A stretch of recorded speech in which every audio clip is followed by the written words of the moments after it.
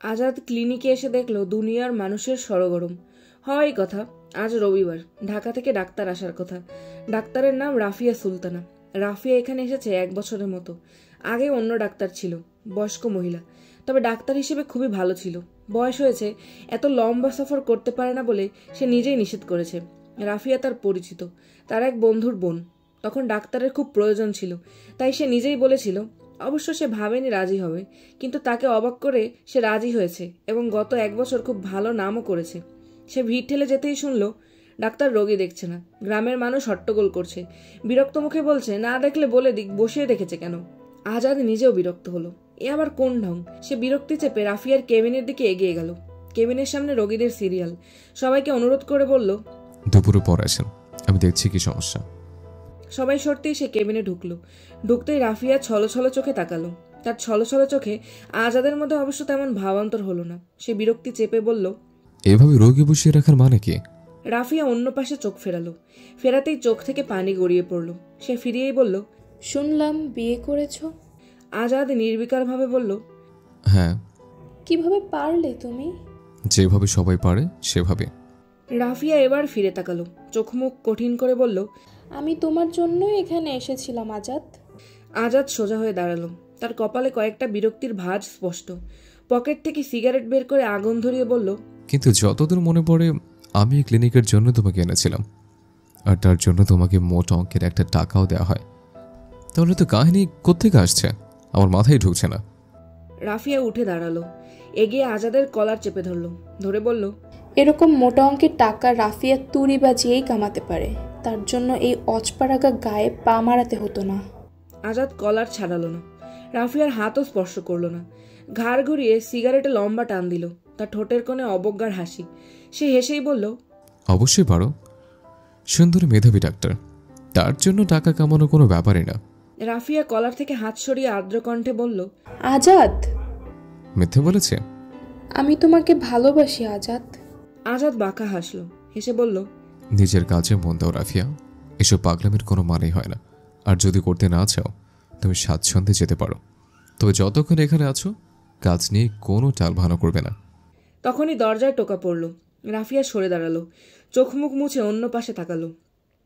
আজাদ এগিয়ে গিয়ে দরজা খুলতেই রমিজ হন্তদন্ত হয়ে বলল, ভাই, ছোট ভাবি অজ্ঞান হয়ে গেছে, মাথায় পানি টানি ঢালা শেষ, জ্ঞান তো আহে না। আজাদ প্রথমে বুঝল না, অবাক হয়ে বলল, কি আসে না? ভাবি বেহুশ হয়ে গেছে। করিমচন চাচি নাকি দিল সুই, সাথে সাথে দিল এক চিৎকার দিতে দিতেই শেষ। আজাদ ভ্রু কুচকালো, রাফিয়ার দিকে তাকিয়ে বলল, আমার সাথে একটু যেতে হবে। রাফিয়া তার মতোই বলল, যদি না যাই? আজাদ হেসে ফেলল। রাফিয়া নিশ্চুপ কিছুক্ষণ সেই হাসি দেখল, তারপর একটা বড় শ্বাস ফেলল। আজাদ যখন রাফিয়াকে নিয়ে বাড়ি এসে পৌঁছালো তখন উঠানে পানিতে ভেসে গেছে। এরা মাথায় পানি ঢালেনি, বরং গোসল করিয়ে ফেলেছে। আজাদ এগিয়ে গেল। বারান্দায় চুল ছাড়িয়ে গোলাপি শাড়ি পরা মেয়েটাকে দেখে রাফিয়া থমকে গেল। কোথাও যেন ভেঙে চুরে নিস্তেজ হলো। নিজের সৌন্দর্য আর মেধা নিয়ে তার খুব অহংকার ছিল। এই অহংকারই আজাদকে একদিন আঙুল তুলে বলেছিল, তোমার মতো ছেলের সাথে আমার যায়? অচপাড়া গায়ের গেছো ভূত। আবেগে ছিলাম, তাই আবেগে একটু ভুল করেছি, তাই বলে জীবনভর টানতে হবে নাকি? সে থমকে যাওয়া মুখেই সে আজাদের দিকে তাকালো। সবসময় নির্বিকার থাকা আজাদের চোখে মুখে দুশ্চিন্তা নিয়ে মেয়েটার সামনে হাঁটু মুড়ে বসেছে। সে নিঃশ্বাস বন্ধ করেই দাঁড়িয়ে রইল। আজাদ বসতেই করিমন চাচি বলল, দেখো বাবু, আমার কোনো দোষ নাই। দুনিয়ার মাইন্সের নাক কান ফুটাইলাম, কোনো সমস্যা নাই। আর এরে সুই ছুয়াইতেই দিল এক চিৎকার, যেন তেন চিৎকার নি। কানের পর্দা শেষ, কানের পর্দা ফাটাইয়া ধপাস কইরা পড়ল। যেই পড়া পড়ল, উঠার আর নামগন্ধই নাই। এখন কিছু হইলে আমার গলায় পাড়া দিতে পারবো না, আমি আগেই কইলাম। আজাদ এতক্ষণ খেয়াল করেনি, এখন দেখল নাকে গোল করে সুতো বাঁধা, টকটকে লাল হয়ে আছে। তার হাসি পেল। এত ভীতু মেয়ে। সে হেসেই পাজা কোলে তুলে নিল। শাড়ি প্রায় অর্ধেক ভেজা, চুল থেকে এখনো টপটপিয়ে পানি পড়ছে। সেই পানিতে আজাদের শার্টও ভিজে গেল। মুর্শিদা বসে আছে বিরক্ত মুখে। যত ঢঙের ঢঙি সব তার ঘাড়ে এসেই পড়ে। বউ মানুষ নাক কান ফুটানো থাকলে কেমন দেখায়? গ্রামের মানুষও যেই দেখে সেই বলে। তাই সে ভাবলো ঝামেলা শেষ হোক। তাই তো করিমন রে খবর দিয়ে আনলো। তাদের অত্র এলাকায় নাক কান ফোরানোতে তার হাতে ভালো। এখন দেখো কি কাণ্ড, নাক ফুরাতে গিয়ে এই অবস্থা। বাকি দোকান দিয়ে করবোটা কি? তাও ভালো শ্বশুর বাড়িতে নেই, তা না হলে পুরো বাড়ি মাথায় করে নিয়ে নাচতো। সে বিরক্ত মুখেই বলল, চুলে গামছা পেঁচায় এলো, খাট তোষু তো ভিজা শেষ হইব। আজাদ সে কথা শুনলো বলে মনে হয় না। সে নিজের মতোই রুমে নিয়ে গেল। খাটে আস্তে করে শুয়ে নিজেই মাথায় গামছা পেঁচালো। গায়ে কাঁথা টেনে শাড়ি যেটুকু ভেজা কাঁথার নিচে হাত দিয়ে আস্তে করে টেনে গা থেকে সরিয়ে রাখলো। রেখে বাইরে আসলো। ভাবি মা রাফিয়ার সাথে কথা বলছে। রাফিয়াকে তারা চেনে, বেশ কয়েকবার এসেছে ওই বাড়িতে। সে কথার মাঝে আসতে বলল। সময় কম, দুপুরের পরে আবার তাকে রোগী দেখতে হবে। রাফিয়া চোখ মুখ কঠিন করে আন্তারাকে দেখল। তেমন কিছু না, ভয়ে জ্ঞান হারিয়েছে। কিছুক্ষণের মধ্যেই ফিরে আসবে। নাকের জন্য শুধু হালকা পাতলা ওষুধ লিখল। জ্বর আসতে পারে সে কথাও বলল। আন্তারাকে দেখে সে এক সেকেন্ডও বসল না। মুর্শিদার শবনম থাকার জন্য অনেক বলল। সে রোগীর দোহাই দিয়ে বেরিয়ে গেল। বেরিয়ে যাওয়ার আগে একবার শুধু আজাদের দিকে তাকালো। সে সবসময়ের মতো নির্বিকার দাঁড়ানো। শুধু বাড়ির এক কামলাকে ডেকে বলল, ভালোভাবে ম্যাডামকে ক্লিনিকে পৌঁছে দিতে। আন্তারার জ্ঞান ফিরল কিছুক্ষণের মধ্যেই। জ্ঞান স্বাভাবিকভাবে ফিরলেও সে বসে আছে মূর্তির মতো। এমনিতেও সে কথা বলে মিহিসুরে। তার গলার শব্দ আরও কমে গেল। তার এমন ভাব কথা বলতে গেলেও সে নাকে ব্যথা পাবে। আফসার এসেছে সবে মাত্রই। রমিজ আসাদকে নিয়ে সে গিয়েছিল পাশের গ্রামে কামাল উদ্দিনের বাড়িতে। তার উপরেই পুরো সংসারটা ছিল, এখন ভেসে যাচ্ছে। শুনে আফসারের ভেতরটা ভেঙে গেল। দুনিয়াতে দিন দিন লোকসংখ্যা বাড়ছে। এই লোকসংখ্যার মাঝে মানুষের সংখ্যা বাড়ছে না কেন? সে এসেই শুনল মুর্শিদা ভেবেছিল নতুন নাটক দেখবে, তবে সেরকম কিছুই হলো না। আফসার আন্তারাকে দেখে শান্তভাবে বলল, এই দুনিয়াতে সবচেয়ে সাহসী কে জানো বুবু? তারা সাহসী বলেই এই দুনিয়ার এক পিঁড়ি থেকে আরেক পিঁড়িতে নিয়ে যাচ্ছে। তা না হলে কবেই শেষ হয়ে যেত এই দুনিয়া। আর এটা তো সামান্য সুই, এও সামান্য সুই কুপকাত হলে চলবে? আন্তারা ঠোঁট ফোলালো। আফসার হেসে মাথায় হাত বুলিয়ে বলল। আফসার যেতেই আজাদ হাসলো, হেসে বলল, নানা ভাইয়ের নাতনি, খেয়ে ওষুধ খান, ব্যথা কমে যাবে। আন্তারা উত্তর দিল না। সে ঠোঁটে ঠোঁট চেপে কান্না দমালো। তার অবস্থা কেউ বুঝল না। এই দুঃখ সে কোথায় রাখবে? আজাদ নিজেই বেরিয়ে গেল, গিয়ে নিজেই খাবার নিয়ে এলো। আন্তারার সামনে দাঁড়িয়ে বলল, আমি খারাপ মানুষ, এই খারাপ মানুষকে আপনার পাশে বসতে পারে? আন্তারা অন্য পাশে তাকালো। তাকাতেই চোখ থেকে টুপ করে গাল বেয়ে পানি পড়ল।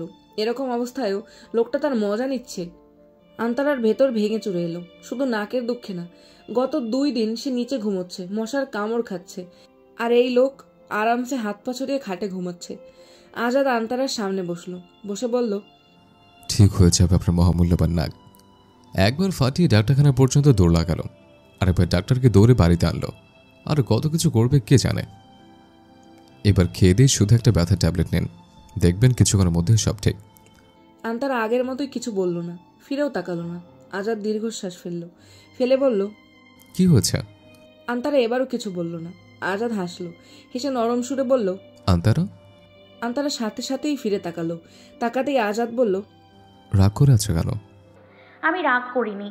তাহলে ডাকলে কথা বলো না কেন? আপনি ভালো মানুষ না। তাহলে ভালো মানুষ কে? তোমার ইব্রাহিম নানা ভাই? দেখলাম তো, কথার কই ফুটছিল। আন্তারা হা হয়ে তাকালো। কত খারাপ লোক! এমন বয়সী একটা লোককে নিয়ে কেমন বাজে কথা বলছে। তাছাড়া খই ফুটলো কোথায়? লোকটা বাবার ছোটবেলায় গল্প বলছিল। সে তো কখনো বাবার ব্যাপারে কিছু জানে না, তাই শুনতে এত ভালো লাগছিল, তাই কথা বলেছে। এইভাবে হাঁ করে বসে আছো কেন? তুমি জানো এভাবে হাঁ করলে তোমাকে বোয়াল মাছের মতো লাগে?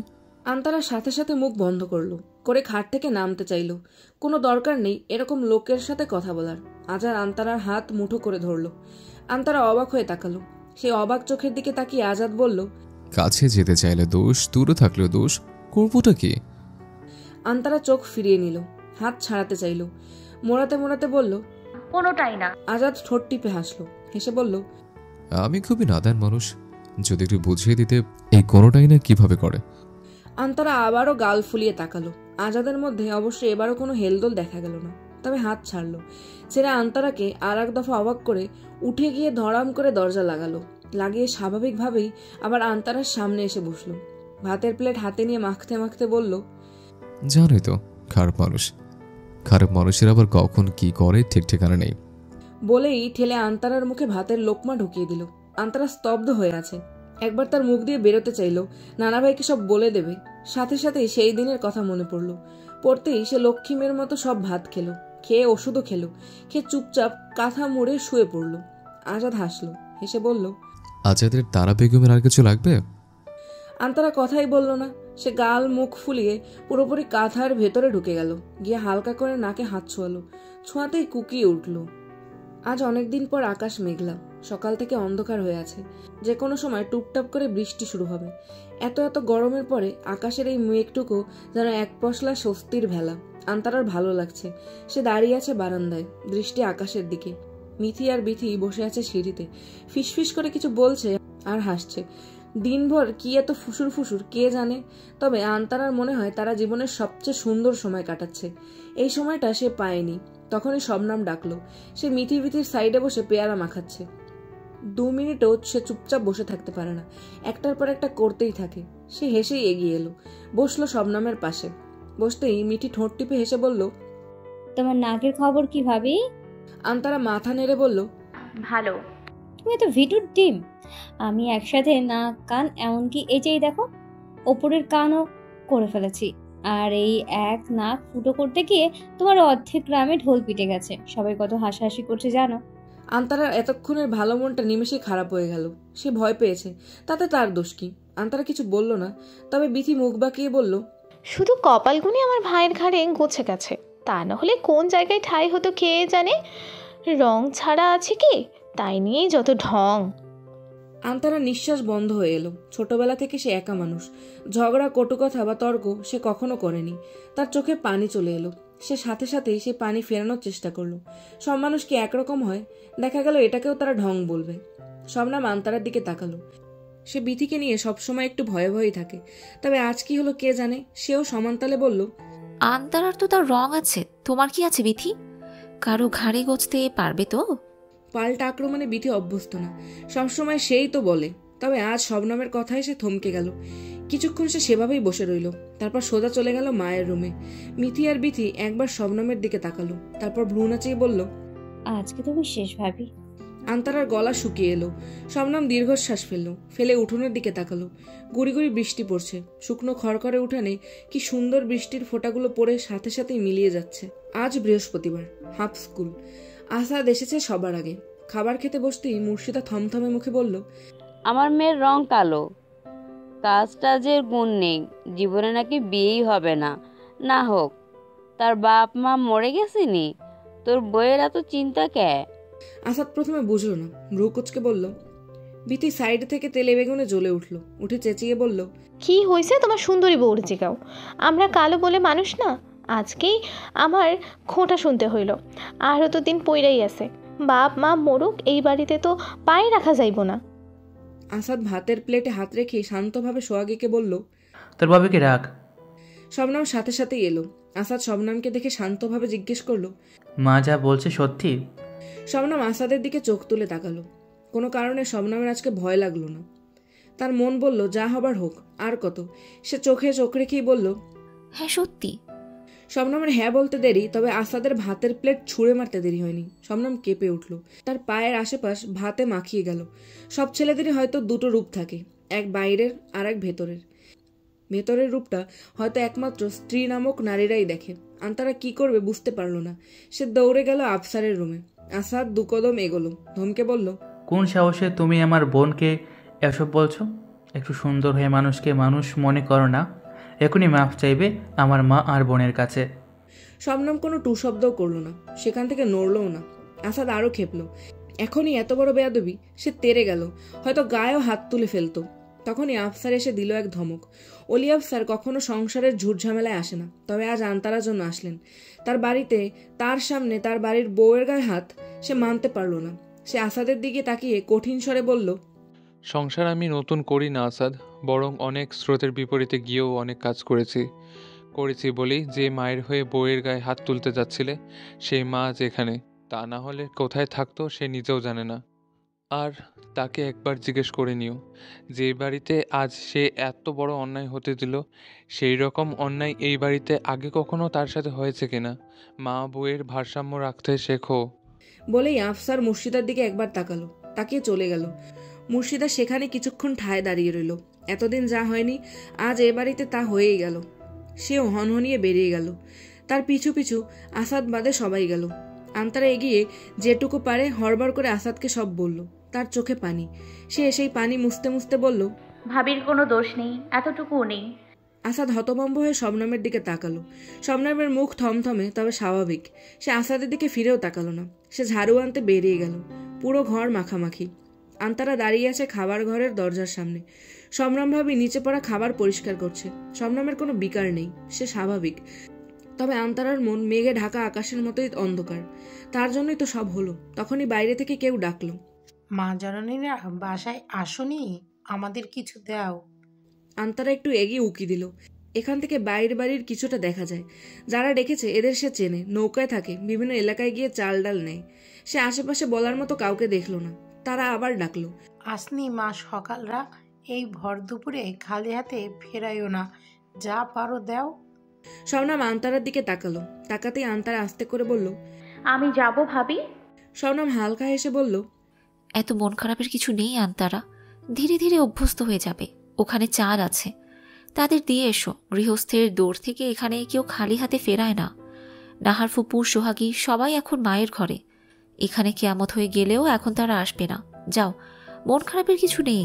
বাড়ির বউদের ল্যাটকাবে, চ্যাটকাবে, পায়ে পিষবে, আবার দরজা বন্ধ হলেই আদর সোহাগে ভাসাবে। এতে অস্থির হবার কিচ্ছু নেই, যাও। আন্তারার বিষণ্ণ মন আরো বিষণ্ণ হলো। সেই বিষণ্ণ মন নিয়ে এক বাটি চাল নিয়ে সে এগিয়ে গেল। 3-4 মহিলা, তার মধ্যে একজন খুব বৃদ্ধ। সে পা ছড়িয়ে বসে আছে। তার কাছ থেকে চাল নিতে নিতে একজন বলল, মাগো একটু পানি হইব, আমার মায়ের গলাটা শুকায়া গেছে। আন্তারা আবার দৌড়ে এলো। পানি নিয়ে দিতেই বৃদ্ধ মহিলা খেলো। খেয়ে আন্তারার দিকে তাকালো, হাত উঁচু করে দোয়া করবে, তখনই সে থমকে গেল। কিছুক্ষণ ভ্রু কুচকে তাকিয়ে অবাক হয়ে বলল, কেডা তুমি? আন্তারা কিছু বলবে তার আগেই মহিলা বলল, তোমারে কবিরের বউর মতো ঠেকাকা। বলেই মহিলা দাঁড়ালো। ভালো করে মাথা থেকে পা পর্যন্ত দেখে বলল, আল্লাহ, কি বিস্ফোরক ঘটনা! তুমি তো দেখতে একেবারে রূপার মতো। আন্তারা কি বলবে ভেবে পেল না। সে তাড়াতাড়ি ফিরে আসতে চাইল। বৃদ্ধ মহিলা আন্তারার হাত টেনে ধরল। অবাক হয়ে বলল, ওই চোখ, ওই নাক, ওই মুখ, আমার ভুল হয় নাই গো মা, তুমি দেখতে একেবারে রূপার মতো। কুত্তারিতে ধরিয়া নিল। আহারে, বাসনের মতো তো কিছুই আর বাকি রাখে নাই। তা তোমার কত মাইয়া গলায় ফাঁস দিল, রূপার বাচ্চারা আসেনি? আন্তারা ভয়ে শেষ। কি বলছে এই মহিলা? সে টেনে হাত ছাড়াতে চাইল। পেছন ফিরে শবনমকে ডাকবে, তখনই একটা শান্ত কণ্ঠ ভেসে এলো, হাত ছাড়ো। বৃদ্ধা আন্তারা দুজনেই তাকালো। ইব্রাহিম দাঁড়িয়ে আছে। পাশে জামিল ছাতা ধরে মাথায়। বৃদ্ধার মেয়ে সাথে সাথেই টেনে হাত ছাড়ালো। ছাড়িয়ে প্রায় টেনে নিয়ে গেল। আন্তারা কাঁপতে কাঁপতে ইব্রাহিমের দিকে তাকালো। ইব্রাহিম এগিয়ে এলো। আগের মতোই শান্তভাবে বলল, ভয় নেই পাগল মহিলা, ভেতরে চলো, আমি ভাইজানের সাথে দেখা করতে এসেছি। উনি কি বললেন? পাগলরা অনেক কিছুই বলে আন্তারা, তাদের কথা গোনায় ধরতে নেই। আমার দাদির নাম যেন কি ছিল? তোমার দাদির নাম আঞ্জুম। সে মারা গেছে কিভাবে? সে একটা দুর্ঘটনায় মারা গেছে। আমার দাদার নাম কি? ইব্রাহিম কিছুক্ষণ নিশ্চুপ তাকিয়ে রইল। তারপর বলল, এত হাবিজাবি চিন্তার কিছু নেই। তবু কিছু জানার থাকলে ভাইজানকে জিজ্ঞেস করতে পারো। তোমার নাক ঠিক হয়েছে? আন্তারা ঘোরের মধ্যে আস্তে করে মাথা নাড়ল। ভয় নেই, যাও ভেতরে যাও, তোমার নানা ভাইকে বলো আমি এসেছি। আন্তারা আবারও মাথা নাড়ল। নেড়ে ধীরে ধীরে ভেতরে চলে গেল। ইব্রাহিম এসেছে জহিরের জন্য কথা বলতে। সে বিথিকে বিয়ে করতে চায়। বাড়ির সবাই কেউ রাজি না। এক মেয়ে কালো, দ্বিতীয় মেয়ে বেয়াদব। বড় ছোটর মান জানে না। যেহেতু ইব্রাহিম রাজি, তাই তার উপরে আর কেউ কিছু বলেনি। অলি আফসার আসতেই সে জহিরের ব্যাপারে বলল। অলি আফসার প্রথমে অবাক হলেন, তারপর শান্তভাবে বললেন, তুমি আমাকে ভাইজান ডাকো ইব্রাহিম, সেই হিসাবে ইকবালও আমার ভাই হবে। তাহলে তার ছেলের সাথে কি আমার নাতনির বিয়ে যায়? আপনার আর আমার সম্পর্ক আত্মার, সেখানে অন্য কোনো সম্পর্ক টানবেন না ভাইজান। আর বাকি সম্পর্কে কোনো রক্তের সম্পর্ক নেই। যেখানে রক্তের সম্পর্কে নেই সেখানে সন্তানদের ভালোর কথা চিন্তা করা ভালো, অন্য কিছু না। আফসার কিছুক্ষণ নিশ্চুপ বসে রইলেন। তারপর আগের মতোই বললেন, ঠিক আছে, তুমি যখন বলছো সবাই বাসায় ফিরুক আমি কথা বলবো, তবে কথা দিতে পারছি না, মেয়ের বাবা মা আছে, তারা পুরো সিদ্ধান্ত নেবে। তাহলে আজাদেরটা নিয়েছেন কিভাবে? তার বাবা মা ছিল না? আফসার শান্ত চোখে ইব্রাহিমের দিকে তাকালো, তাকে শান্তভাবেই বলল, আমি শুধু আন্তারার সিদ্ধান্ত নিয়েছি, আর বাকিরা সবাই মতামত দিয়েছে। আর এমন সিদ্ধান্ত আমি আবারও নেব যদি প্রয়োজন পড়ে।